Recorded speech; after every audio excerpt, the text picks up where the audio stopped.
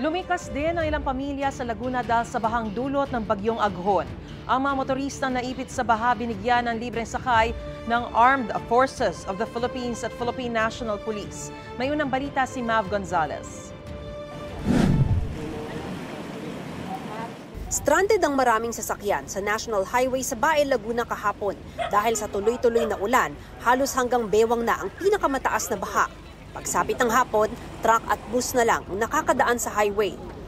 Ang lalaking ito, napalusong kasama ang motorsiklo niya para makauwi.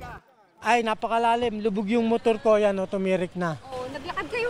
Ay, napakalayo po na nilakad ko. Dapat huwag nang magpapapasok dito. Talagang napakalalim doon sa gitna. Ang pamilyang ito naman mula Rizal, hindi rin makatawid.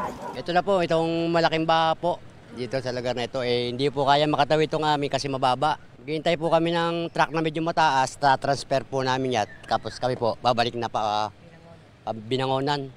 Ayon sa Laguna Police Provincial Office, nasa 1 kilometro ng highway ang baha mula Barangay Dila hanggang Barangay Bangyas. Kaya nagbibigay na ng libreng sakay ang mga truck ng AFP at PNP.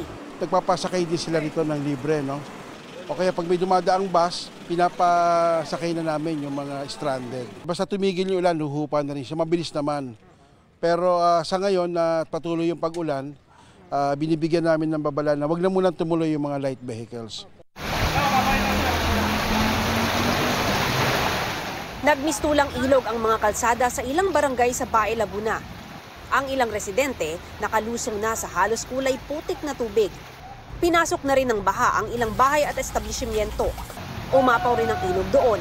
Nawalan pa ng kuryente sa ilang lugar ayon sa ilang residente.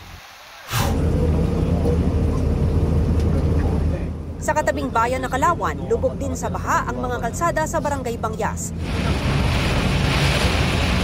Napuno na ng tubig ang mga palayan.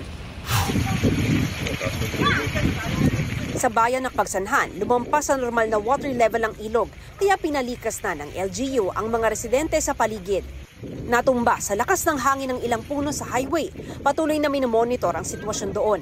Dahil sa inaasahang pinsala ng bagyong Aghon, sinuspinde na ang klase sa UP Los Baños.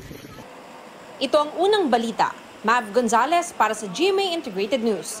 Mga kapuso, para una ka sa mga balita, mag-subscribe sa GMA Integrated News sa YouTube. Sa mga kapuso abroad, subaybayan niyo po kami sa GMA Pinoy TV at sa www.gmanews.tv.